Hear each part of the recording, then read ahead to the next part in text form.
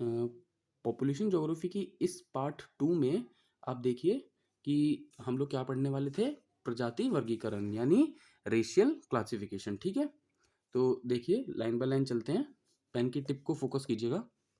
सबसे पहला आता है त्वचा का रंग, कलर ऑफ स्किन। आपको ये पता होना चाहिए कि रेस का क्लासिफिकेशन करने के लिए कुछ स्पेसिफिक टर्म होती है, सिर्फ उन्हीं को लिया जाता है, जैसे कलर ऑफ स्किन को लिया गया है। ठीक है, ये नहीं आप किसी भी चीज़ से कहने लग जाओ कि कि उसके अंगूठे कैसे हैं।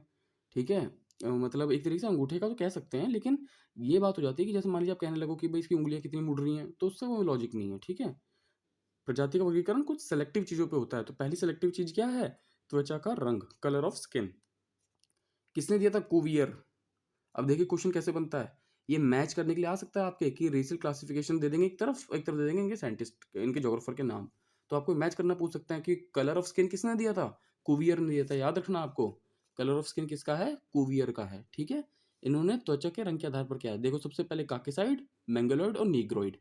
काकेसाइड क्या होते हैं, श्वेत प्रजाति के, जिन्हें ल्यूकोडर्म भी कहते हैं। ठीक है,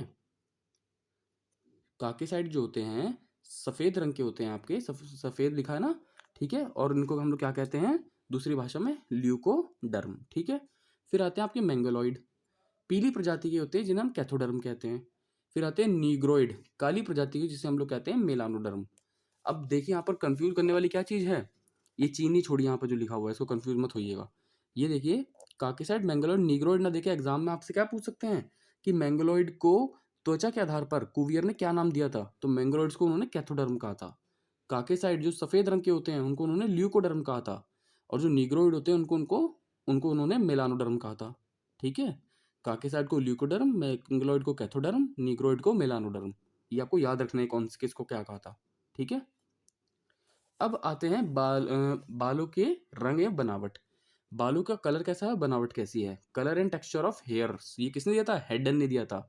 हेडन और हेक्सले दो साइंटिस्ट हैं, याद रखना। बालों का रंग और बनावट किसने दी है, हेडन और हेक्सले ने। ठीक है, अब इसमें देखिए तीन कैटेगरी इन्होंने बताई थी। इसको यहाँ शॉर्ट ट्रिक में देखिए मैंने यूसीएल लिखा हुआ है। U stand for ulotrichi, C stand for cymotrichi and L stand for leiotrichi. अब आपको यू सी एल याद ना हो तो इसलिए मैंने शॉर्ट में यहाँ पे यूसीएल लिखा हुआ है। ठीक है, तो इसमें ये पूछ सकते हैं यूलोट्रिकी की क्या खासियत होती है, कि इस प्रजाति के बाल छल्लेदार होते हैं। छल्लेदार मीन्स करली होते हैं। ठीक है, जिन्हें हम वूलिया फ्रिजी भी कहते हैं। तो इस प्रजाति के जो बाल होते हैं छल्लेदार होते हैं, नीग्रो नीग्रोइड में देखने को मिलते हैं। ठीक है, फिर आते हैं सिमोट्रिकी। सिमोट्रिकी की क्या खासियत है, यह प्रजाति लहरदार बाल वाली होती है, जैसे कि काकेसाइड। काकेसाइड कौन से होते हैं आपके, वही यूरोपियंस जो होते हैं। ठीक है, मैक्सिममली आपके, तो वो क्या है, यूरोपियंस और अमेरिकन आपके काकेसाइड में आते हैं। ठीक है, याद रखिएगा, श्वेत रंग होता है ना, सफेद रंग। तो इस प्रजाति के लहरदार बाल होते हैं। एग्जाम में ऐसे पूछ सकते हैं कि यूलोट्रिकी किससे एसोसिएटेड है, तो यूलोट्रिकी किससे है, नीग्रो से हैं, जिनके बाल छल्लेदार होते हैं। सिमोट्रिकी किससे एसोसिएटेड हैं, काकेसाइड से हैं, जिनके बाल लहरदार होते हैं। ठीक है, फिर आता है लियोट्रिकी। लियोट्रिकी किससे एसोसिएटेड है, जिनके बाल सीधे होते हैं। ठीक है, जैसे कि मैंगलोइड, देखिए यहाँ लिखा हुआ है लियोट्रिकी कैसे होते हैं, जैसे कि मैंगलोइड प्रजाति में देखने को मिलता है। ठीक है, अब आता है कद। कद मीन्स स्ट्रेचर, क्या है इसका, हाइट कितनी है, तो इसे हम लोग बोलते हैं टोपीनाड। ये कद की बात किसने की थी, आपने त्वचा का रंग पढ़ा कुवियर का, बालों का रंग और बनावट पढ़ी हेडन और हेक्सले की। तो कद किसका हो गया, ठीक है, जब हम इसकी बात करते हैं कद की, कद किसका हो गया, टोपीनाड का। ठीक है, तो आगे चलते हैं। कद किसने दिया, टोपीनाड ने। टोपीनाड ने कद के आधार पर मानव प्रजाति को चार वर्गों में विभाजित किया। ठीक है, लंबा कद, औसत से ऊपर, औसत से कम और छोटा कद। ये कितना से कितना सेंटीमीटर है, ये इतना याद रखने की जरूरत नहीं है, ना ये याद रखने की जरूरत है, बस इतना याद रखना कि कद किसने दिया था, टोपीनाड ने। कपाल सूचकांक बहुत ज्यादा इंपॉर्टेंट है। कपाल क्या होता है, बोलते हैं ना कपाल खाली कर दिया, तो कपाल होता है आपका खोपड़ा, सिर। सिर में भी क्या है, जो आपका स्कल है, स्कल मीन्स SKULL, वो देखा आपने, जो एक तरीके से उसका साइन होता है ना, एक हड्डी दिखाते हैं ना, जैसे मतलब वैसे मूवीज में देखा होगा स्केलेटन, तो उसका जो सिर वाला जो पार्ट होता है उसे स्कल कहते हैं। ठीक है, तो उसी की बात हो रही है, कपाल सूचकांक। कपाल सूचकांक किसने दिया था, याद रखिएगा, ग्रिफिथ टेलर ने। फॉर्मूला बहुत इंपॉर्टेंट है, ये पूछा गया है कई बार इस फॉर्मूले का, कि कपाल सूचकांक किसने दिया था, ग्रिफिथ टेलर ने दिया था। और कपाल सूचकांक हम कैसे याद करते हैं? कपाल की चौड़ाई बटे कपाल की लंबाई गुना 100। ये फॉर्मूला आपको याद रखना है, किसी हर हालत में याद होना चाहिए प्लीज, बहुत इंपॉर्टेंट है। दिया किसने था? ग्रिफिथ टेलर ने। अब ये तीनों आपको याद रखने हैं जिस पे टिक लगा हुआ है। क्यों? क्योंकि ये बता रहे हैं कि क्या वैल्यू होने पर, क्या वैल्यू होने पर आप कैसे डिसाइड करेंगे कि किसका कपाल किस प्रजाति का है। जैसे 76 से कम, ठीक है, 76 से कम होगा दीर्घ कपाली, काकेसाइड। काकेसाइड को मैंने बताया ना आपको, यूरोपियन और अमेरिकन होते हैं, कितने बड़े सिर वाले होते हैं ये, है ना, इनका कितना बड़ा सिर होता है इनका। तो इनका क्या होता है? कपाल सूचकांक 76 से कम होता है, जिस वजह से ये क्या होते हैं? दीर्घ कपाली होते हैं। और ये कौन हुए? काकेसाइड लोग आपके। फिर 76 से 81 मध्य कपाली, ये होते हैं आपके मैंगलोइड। फिर 81 से अधिक पृथु कपाली में और छोटे, ये होते हैं नीग्रो। नीग्रो को देखिए आपने, सिर कितने छोटे छोटे से होते हैं। सिर छोटा मतलब यानी क्या है? पृथु कपाली। आप एक काम करना, इस वर्ड को जो लिखा है ना इंग्लिश में, ये देखिए, ये जो इंग्लिश में वर्ड लिखा हुआ है, अंडरलाइन कर रहा हूँ मैं इसको, ये वाला जो वर्ड है इंग्लिश का, आप इसको गूगल करके इमेजेस पे जाइएगा। जब आप दिखाएं तो आपको ऑटोमेटिक पता चल जाएगा कि हाँ सिर का क्या साइज है, जिसकी वजह से डिसाइड किया गया है। मैं फिर बता रहा हूँ आपसे, एक चीज़ का ध्यान रखिएगा इसमें आप, ठीक है? जो हम लोग ये कपाल सूचकांक पढ़ रहे हैं, इस वैल्यू से, ये जो वैल्यूज दी हुई हैं, इन वैल्यूज के हिसाब से कंफ्यूज मत हो ना कि 76 से कम है। तो यहाँ पे देखिए वैल्यू अब बढ़ रही है। बढ़ रही है मीन्स आपका कपाल जो है वो छोटा होता जा रहा है, पृथु कपाल होता जा रहा है। जितनी ज़्यादा वैल्यू कम होगी उतना ही ज़्यादा दीर्घ कपाल होगा, जैसे काके साइड। और जितनी वैल्यू ज़्यादा होगी, जितनी ही वैल्यू ज़्यादा होगी उतना ही क्या होगा? आपका कपाल पृथु होगा, मीन्स छोटा होगा, जैसे नीग्रो। ठीक है। अब आता है नासा सूचकांक। नासा सूचकांक क्या मीन्स? नाक आपकी। नासा सूचकांक होती है नाक। तो ये भी, इसका भी फॉर्मूला सेम ही है, नाक की चौड़ाई बटे नाक की लंबाई गुना 100। ये इसका फॉर्मूला इतना इंपॉर्टेंट नहीं है जितना ये ऊपर वाला है, लेकिन देखिए ऊपर वाले नीचे वाले में सेम ही है, बस यहाँ पे कपाल लिखा हुआ था, ठीक है, और इसमें क्या लिखा हुआ है आपका? इसमें नाक लिखा हुआ है।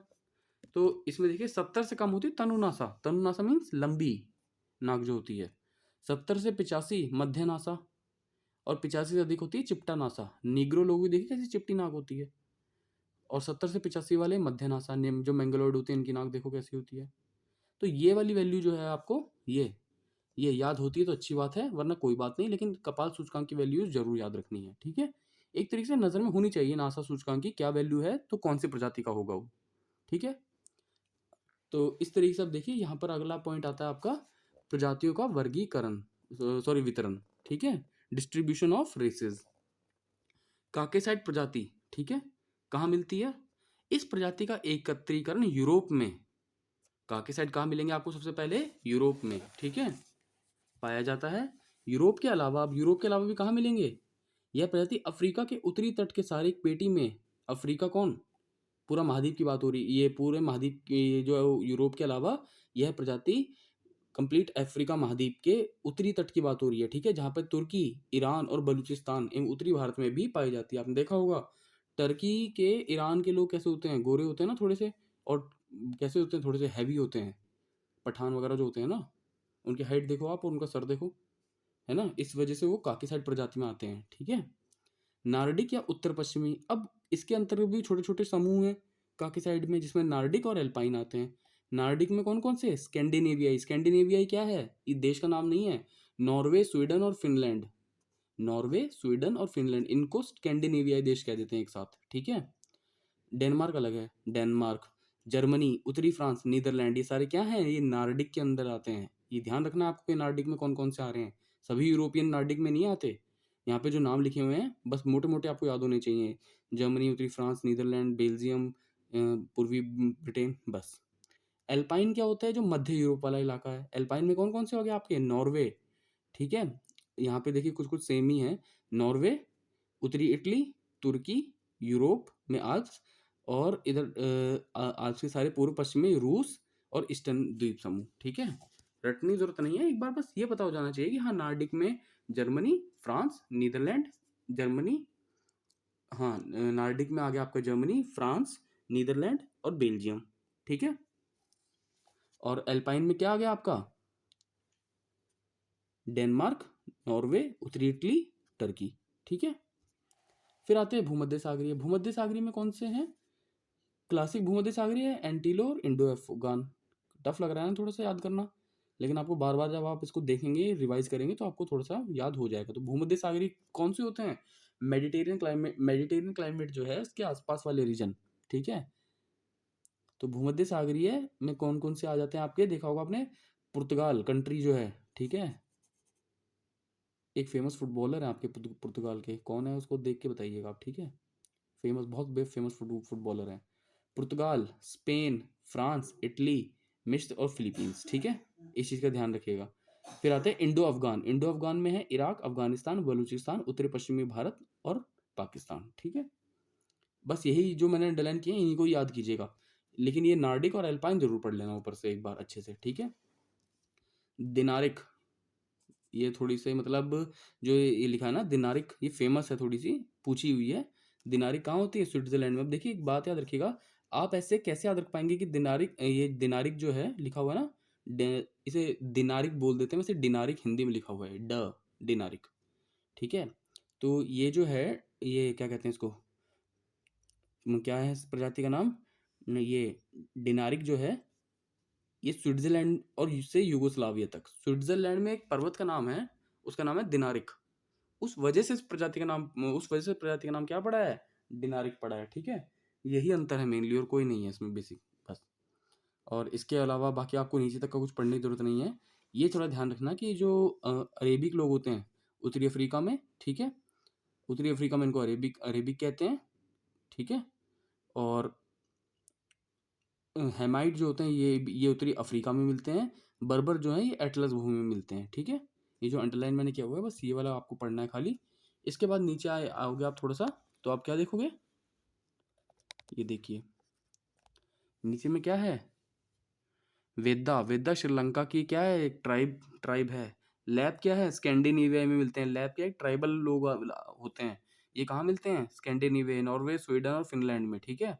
देखिए स्कैंडिनेविया के आगे क्या लिखा है, स्वीडन, फिनलैंड और नॉर्वे, ठीक है। तो ये सारे आ जाते हैं इसमें। आइनू जापान की एक फेमस ट्राइब है। तो ये ट्राइब्स का जिक्र अब यहाँ पे क्यों लगा, क्योंकि ये सारी की कौन सी काके साइड के अंदर आ रही है कहीं ना कहीं, ठीक है। इस वजह से इनका डिस्कशन हो रहा है, ठीक है। तो ये सारी जितने भी अब तक आपने ऊपर से लेकर नीचे तक पढ़े, सारे काके साइड के सब टाइप्स हैं जो काके साइड के अंदर आते हैं, ठीक है, नीचे से लेके ऊपर तक। अब इधर आइए, इधर लिखा है पूर्वी द्रविडियन। द्रविडियन कौन से होते हैं, जो साउथ इंडिया में होते हैं, दक्षिण एवं मध्य भारत में, ठीक है, वो द्रविडियन हो जाते हैं। ये पूर्वी द्रविडियन भी किसका पार्ट है, पूर्वी द्रविडियन भी आपका काके साइड का ही पार्ट होता है एक तरीके से, लेकिन ये दक्षिण और मध्य भारत के अंतर्गत आते हैं, ठीक है। फिर सेकंड टाइप आता है आपका मंगलोइड। ये अब तक हमने काके साइड का पढ़ा था, अब आता है आपका मंगलोइड। मंगलोइड प्रजाति में क्या है बेसिकली कि इसका ज़्यादातर हमको कहाँ मिलता है, एक तो आपका जो थाईलैंड हो गया, मलेशिया हो गया, फिलीपींस हो गया, जापान हो गया, ठीक है। मतलब एक ऐसे देश जहाँ पर हम देखो उनकी आंखें कैसी होती हैं, थोड़ी थोड़ी सी, जैसे उत्तराखंड के, या आप म्यांमार चले जाओ, ठीक है, आप फिलीपींस चले जाओ, आप जापान चले जाओ, चाइना चले जाओ, तो ये जितने भी लोग हैं, ठीक है, ये सारे कहाँ मिलेंगे आपको, ये मैंगलोइड प्रजाति के होते हैं, ठीक है। सेम एज आते हैं आपके नीग्रोइड। नीग्रोइड में क्या होता है, देखो पता है इस चीज़ का ना आपको ऑटोमेटिक अंदाजा लग जाना चाहिए कि काके साइड की बात हो रही है तो यूरोपियन लोगों की बात हो रही है, ठीक है। और अगर जो मैंगलोइड की बात हो रही है तो ये जो चीनी होते हैं, जापानी हैं, कोरियन हैं, इनका जिक्र हो रहा है। उनका चेहरा आपको ऑटोमेटिक ध्यान में आ जाना चाहिए कैसा होता है, बाल स्ट्रेट होते हैं, ये सब चीज़ें। नीग्रोइड की जब बात हो रही है तो आपको समझ जाना चाहिए रंग सांवला होता है, बाल करली होते हैं, और सर जो होता है पृथु कपाली होता है, मीन्स छोटा होता है, थोड़ा वैसा चपटा टाइप से, ठीक है। ये चीज़ मतलब थोड़ी सी पॉपुलेशन ज्योग्राफी में बहुत कंफ्यूजिंग है, लेकिन आपको एक अंदाज़ा लग गया कि मुझे मैंगलोइड में किन को रखना है, मुझे नीग्रोइड में किन को रखना है, और मुझे काके साइड में किन को रखना है। तो फिर आपका क्वेश्चन गलत नहीं हो सकता, चाहे वो फिर आपको नार्डिक पूछ ले कहाँ से होते हैं, एल्पाइन पूछ ले कहाँ से होते हैं, और ये पूछ लें, क्योंकि आप काके साइड का देखते ही समझ गए कि हाँ काके साइड मीन्स जिक्र हो रहा है अमेरिका का या यूरोपियन कंट्रीज का, जहाँ पर ये लोग मिलते हैं, ठीक है। तो इसमें यह इंपॉर्टेंट था। अब हम लोग एक ये चीज़ देख लेते हैं, ये पूछा हुआ है एक बार उन्होंने एग्जाम में, क्या कि ये देखिए, ठीक है, हम लोग यही पढ़ रहे थे ना अभी। तो इसमें जो समुद्री नीग्रोकल्प है, ये देखिए लिखा हुआ है ना, समुद्री नीग्रोकल्प, ठीक है। अभी समुद्री नीग्रोकल्प क्या होता है ये कंफ्यूज मत होइएगा, बस आप इतना देखिए कि अगर इनके इनके साथ, ठीक है, उप प्रजातियां बनाई गई तो क्या कहलाएंगी, जैसे भारतीय हुए हम लोग, अश्वेत, वो भी हमें भी अश्वेत ही काउंट किया जाता है, और तीसरा भी अश्वेत है, ठीक है। तो ये तो तीन आप मान के चलिए कि सेपरेट हैं। इसमें बोलते हैं कि अगर इसमें हम यूरोपियन को ऐड कर दें तो क्या नई उप प्रजाति बन सकती है। देखिए, भारतीय और यूरोपीय को आपस में मिलाएंगे तो वो कहलाते हैं मेस्टिजो। ये नोट वाला जो लिखा हो ना, इसको तीनों टिकट्स को याद रखना अच्छे से। यही बात कही जा रही है कि भारतीय और यूरोपीय मिल जाएं तो वो होता है आपका मेस्टिजो। अश्वेत और यूरोपीय मिल जाएं, अश्वेत और यूरोपीय मिल जाएं तो वो होते हैं मुलाटो, और अश्वेत और भारतीय मिल जाए तो वो बनते हैं जैम्बो।